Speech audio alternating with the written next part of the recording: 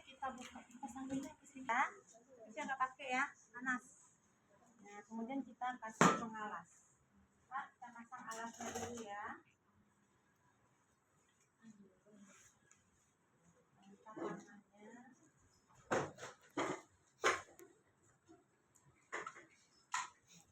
Setelah itu kita buka balutan yang lama. Kalau dia sudah dibalut ya. Kita buka balutan yang lama ya.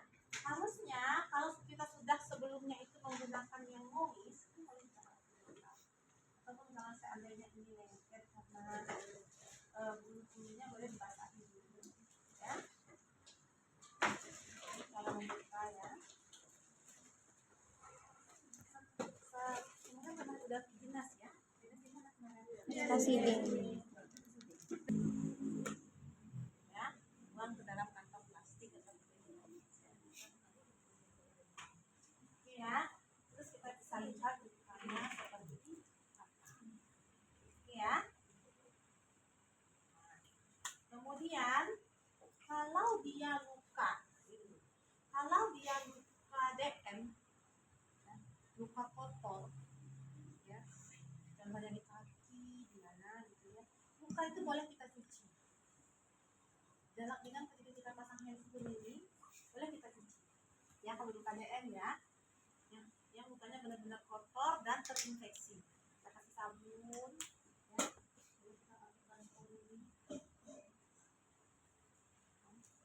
Kita gosok dulu lagi sekali. Sudah pernah ya kaki orang DM? Bagaimana kakinya?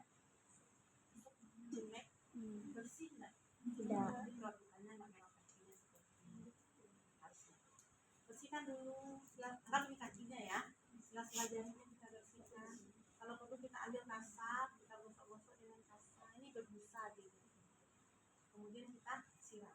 Boleh dengan air mineral saja boleh. Kalau untuk kita. Setelah itu ini juga kita ambil sabun, ya.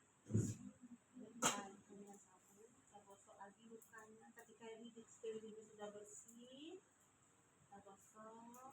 Karena luka DM itu bau. Bisa dia hanya dioles-oles gitu aja nggak akan bersih ya. Gosok, kalau ada pus kita pencet pusnya ya. Setelah itu kita siram lagi, kita irigasi. Itu untuk luka DM memang benar-benar kotor dan bau. Oke ya. Setelah itu baru kita ikuti langkah-langkah bagaimana perawatan luka ya. Kalau dia lukanya hanya seperti ini atau luka bacok atau luka kotor, setelah kita buka, kita sudah lihat nih, ya kan, apa yang perlu kita lakukan. Ya, berarti kita siapkan alatnya. Ya, kita ambil. Kalau ini kita terlalu kotor, rasanya boleh diganti. Ya, diganti. Kita ambil lagi yang baru. Ini kita buka.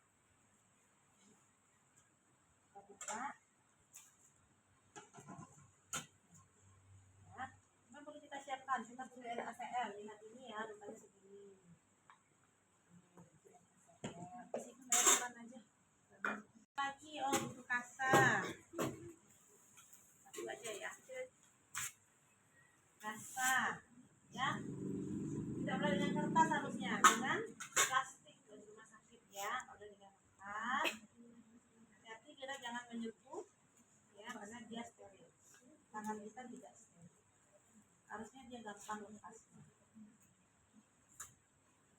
Ya.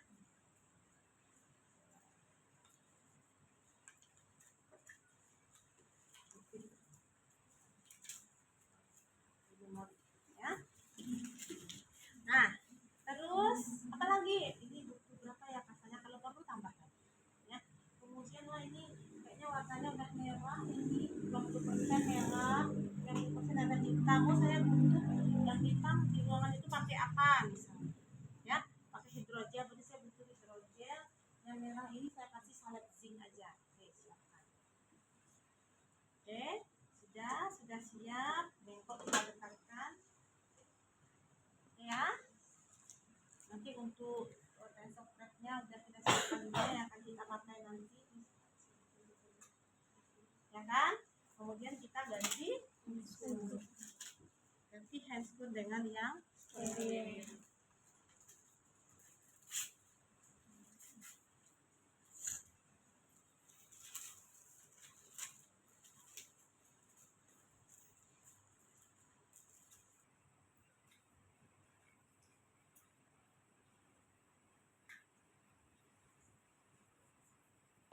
Ini tadi steril ya.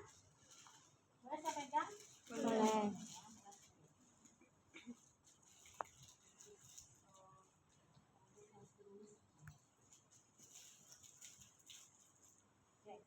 Boleh saya pakai tangan ini untuk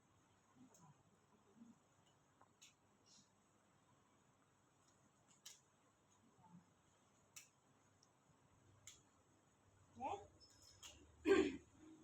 Ada juga yang suka itu ya. Pakai ini ya. Ya, tapi lama. Pasien banyak, lukanya besar. Boleh kayak gini? Boleh. Renam.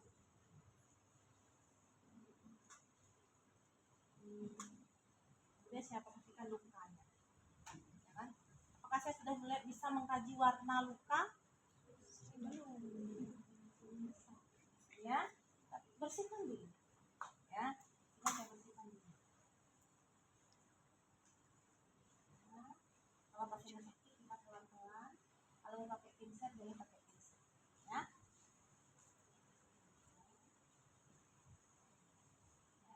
Kalau jatuh ke sini boleh nggak diambil? Boleh. Steril tadi. Ini steril. Ya. Kalau mau pakai pinset juga boleh. Ya.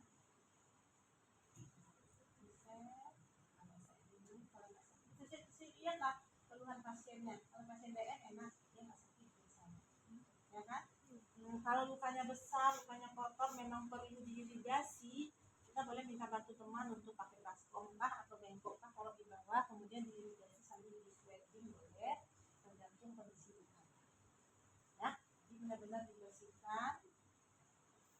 Ya, benar-benar dibersihkan. Kemudian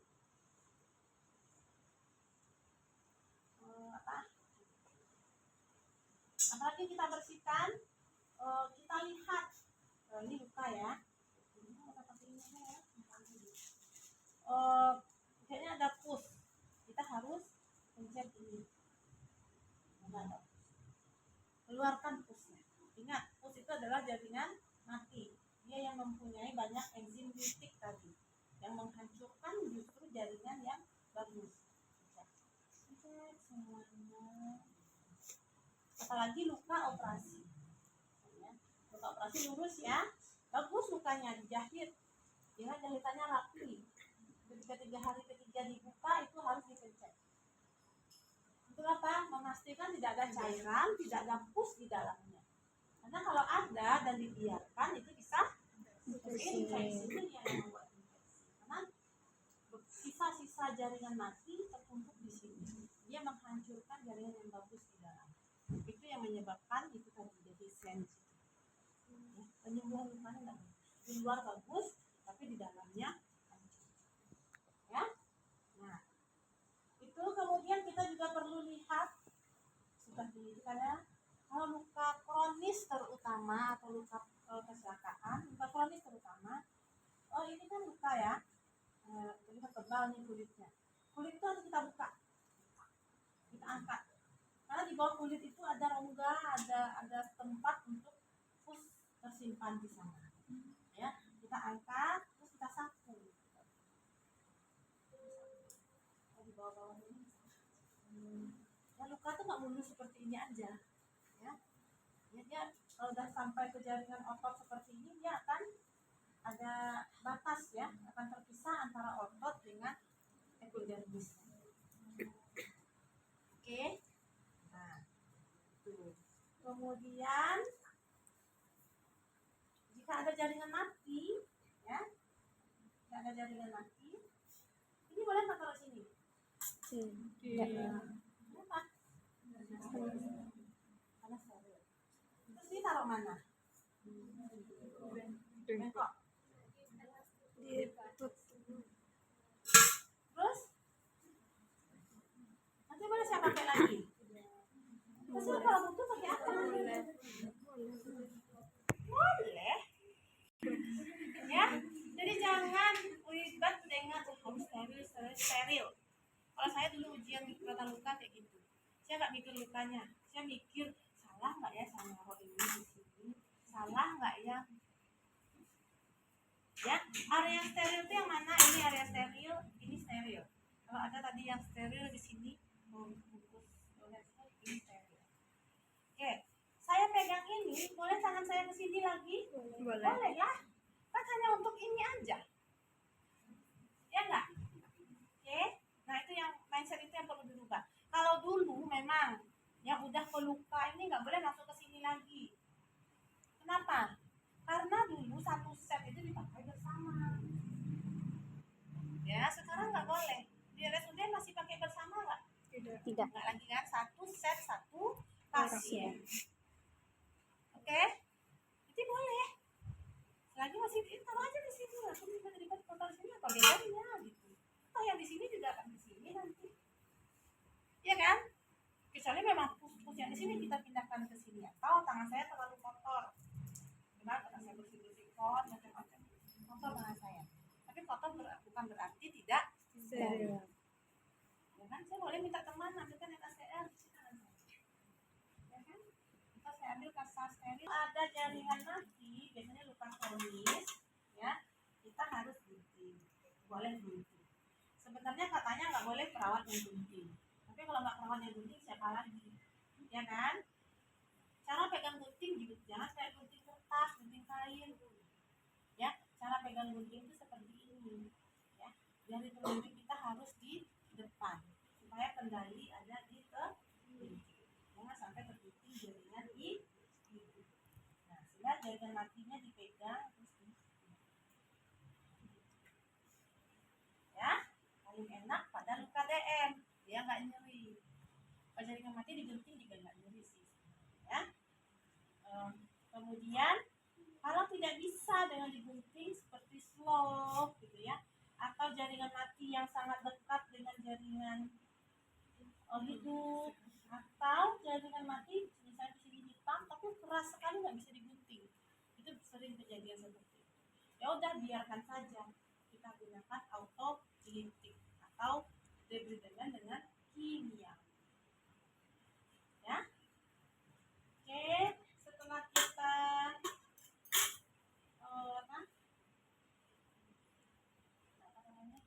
debridement kita bersihkan lagi, jangan hanya gampang saja. Kalau memang perlu diirigasi, ya kita irigasi, disiram, benar-benar dimandikan, ya.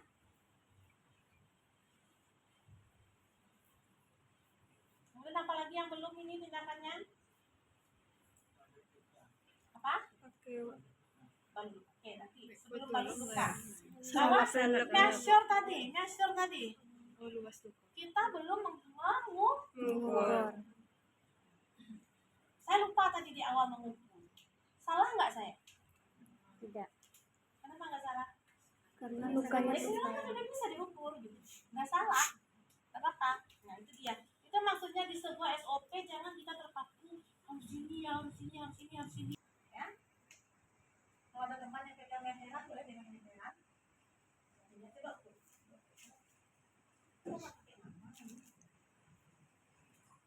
Ya, berani dulu.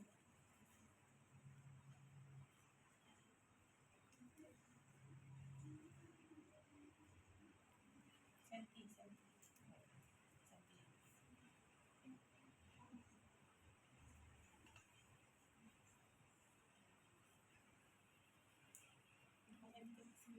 9 cm. Ya, itu cara mengukurnya. Nggak boleh juga pakai meteran terus meteran ditempel di sini, nggak boleh. Ya, kita hanya memprediksi, tidak perlu presisi. Ya, oke, ini 9. Ini, misalnya ini nih, kita nggak tahu berapa, bawa ke yang ada meterannya. Ya, karena kalau set luka itu dia ada itunya tuh. Yang pun juga ada yang ada meteran, ya. Kita udah bantu meteran. Ya, panjang, lebar. Ketika membersihkan tadi kita sekalian memeriksa ada atau tidaknya apa tadi, undermining tadi, ya. Ini kayaknya ini keluar lagi pus di sini nih. Ya, netes-netes lagi pus di luar sini. Jangan-jangan ini ada undermining dari sini ke sini. Ya, kalau nggak bisa kita cek, boleh kita ambil kasa. Bermemori ya ini ya. Efisiensi. Iya, nggak tahu saya. Oh, ada nggak dana tahun ini untuk di kasa? Ya, boleh kita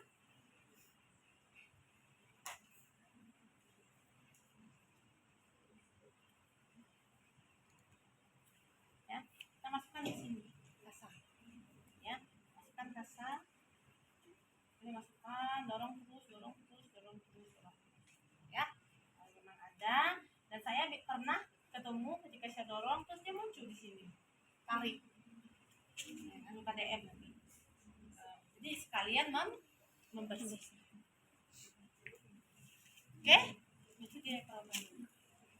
Kadang-kadang di klinik cara kultur. Kultur itu apa sih?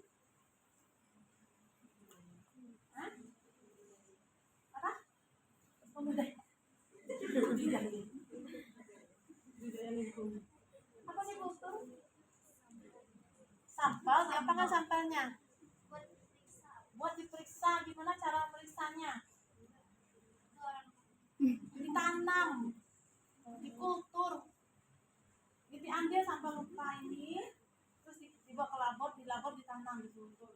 Apa yang tumbuh nanti? Bayam, kangkung. Ya kan? Kan kita nggak tahu sekarang bayam atau kangkung di sini kan? Nah, setelah dia tumbuh baru kita tahu anak bayam mana. Ya kan?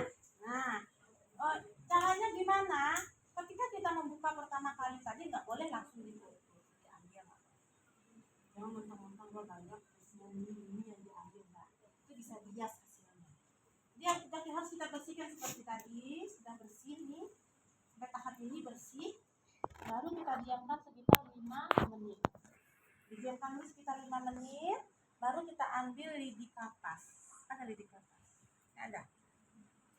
Ya sampel, pernah nggak sih kan pernah bawa sampel rumput? Jadi sampel rumput itu panjang itu ya, botol panjang, ya, kayak botol-botol kecil di laboratorium itu kan? Nah, di dalamnya ada lidi kapas, nanti dia ditutup. Nah, jadi dia steril ya, diambil di labor dulu. Nah, lidi kapas ini setelah kita tunggu luka ini bersih tadi, kita tunggu 5 menit, berarti kan diharapkan dalam kondisi normal luka lah. Baru kita ambil sampel. Cara ambil sampel adalah zigzag mengenai semua area luka. Oke, zigzag sambil diputar cotton budnya, jadi kapasnya. Ya, kapasnya.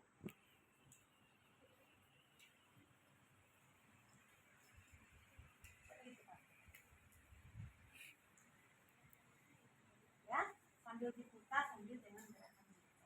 Setelah itu dimasukkan ke botolnya, ditutup di bawah. Yang mau kita lihat nanti adalah kumannya yang tumbuh siapa. Ya, setelah selesai kita bersihkan, memang sudah bersih, barulah kita aplikasikan balutan. Bandage-nya. Kita kasih underwear-nya dulu. Apa underwear-nya? Salep boleh. Tergantung jenis luka. Tergantung warna luka. Oh, ternyata warna lukanya hitam. Hitam ini dengan metofazin red. Ada nih. Ada nggak di sana metofazin? Dasar luka. Makanya penting kita ini merah, kuning atau hitam.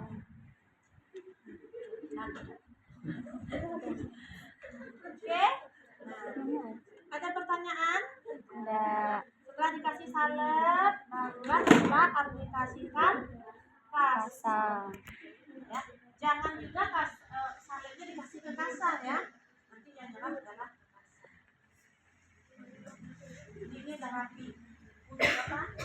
Melipat kasa harusnya seperti ini. Boleh kita berikan kasa yang lengkap dulu nggak apa-apa, ya. Apalagi jika lukanya dalam berongga ya. Ini yang terlihat ini bisa nih. Ini lukanya berlongga nih, ya. Maka harus kita isi. Harus kita isi dengan kasa. Isi dulu rongga itu dengan kasa yang lembab. Kalau di manusia tidak ada isi dulu, ya. Kalau lukanya seperti ini. Ini isi lagi. Tidak boleh ada rongga yang kosong. Kenapa? Kalau ada rongga yang kosong nanti dia akan diisi oleh cairan. Terus lagi. Itu makin tambah makin tambah dalam. Ya. Tapi kalau luka kayak gini jangan, ini kan luka nggak saya lihat ya, luka bacok. Ini jangan, karena ini kita mengharapkan dia tender ini justru dijahit dulu ya. Jahit dulu.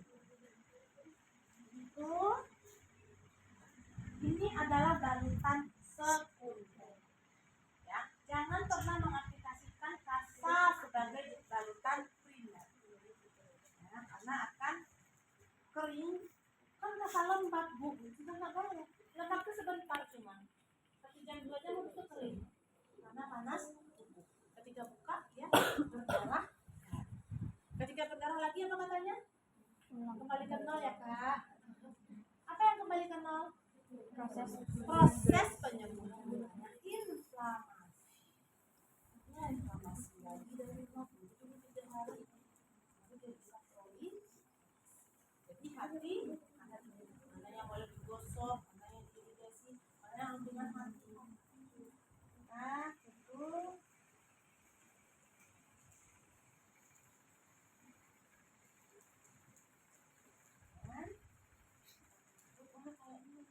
Pusnya banyak ini ya, agak tebalkan saja. Kemudian kayaknya nggak cukup dengan ini, bisa tambahlah foam, ada namanya foam itu nama yang balutan luka. Atau kalau nggak pembalut tahu ya, pembalut itu sebagai balutan tersier. Oke, sekunder kasa, tersiernya nanti kasih pembalut boleh taruh di sini. Apa? Yang pusnya banyak nanti itu nggak sampai melimpah-limpah keluar. Yang diserap oleh ya. Itu baru kita tutup. Ya. Tergantung nih mau pakai menuntutnya pakai plaster, ya, atau mau dibalut dengan ini. Coba. Kalau membalut dengan ini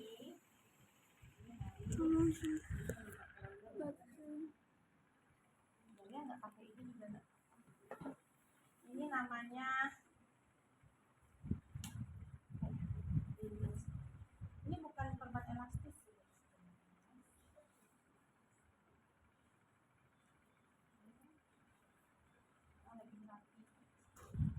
Biasanya kalau pasien-pasien dengan luka DM itu tidak di plaster.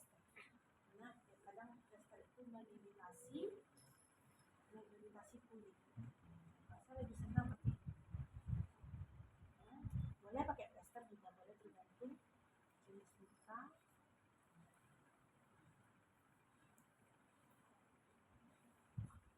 Ini kalau kepanjangan ganti aja.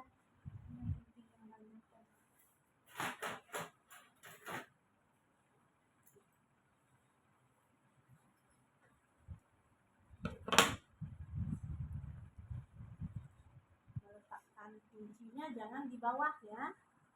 Di bawah nanti bisa ketusuk mesin.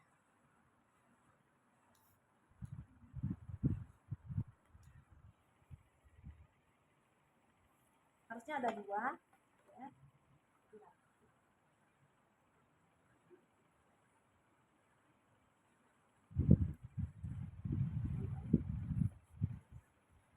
Oke, boleh pakai plaster kalau di sini tahu. Nah, kemudian apa lagi? Sudah selesai. Apa lagi? Lukanya tadi warna hitam, ada nekrosis, pigmentasi, itu apa lagi? Apakah selesai tindakan perawatan luka kita? Nah, kita kan tadi mengkaji nih lukanya sebesar apa, umur berapa lukanya, kan fasenya fase apa, kira-kira bisa nggak ya sembuh sesuai dengan di bawah 1 bulan itu, ya kan? Misalnya katakanlah ada 2 pasien yang sama dia lukanya, ya derajat lukanya sama, besar lukanya sama misalnya. Pasien A kita rasa bisa lah dia sembuh. Pasien B tuh pusnya banyak sekali, sehingga gini dulu. Kalau kita menggunakan balutan primer yang sudah bisa mempertahankan kelembaban, luka tidak perlu dibuka setiap hari. Di rumah sakit kemarin perawatan lukanya tiap hari nggak? Nah, sekali berapa hari? Sampai bau? Jangan sampai bau. Ya. Nah, kenapa luka itu nggak boleh dibuka setiap hari? Karena untuk sembuh luka itu butuh ketenangan. Ya nggak? Ya butuh tenang. Jangan diganggu tiap sebentar. Nah, sehingga jika kejadian rembes itu harus diganti. Tapi menggantinya gimana? Jangan diganti balutan primer. Karena balutan primer kalau kita pakai Soletzin, Metoprazin dan produk-produk yang lain itu juga mahal. Ya kan? Dan bekerjanya enggak sebentar. Ada 3 hari, 4 hari, ada 5 hari. Jadi jangan diganti sayang. Ya kan? Jadi dibuka saja balutan ini, yang diganti tinggalkan kasanya kira-kira 1 lembar, yang 2 lapis, itu diganti saja kasa yang bagian atas. Hanya ganti balutan sesuai supaya pasiennya nyaman. Kalau basah kan bau, yang punya banyak kan pasiennya nggak enak. Itu harus vitamin D. Bukan berarti harus buka aja hari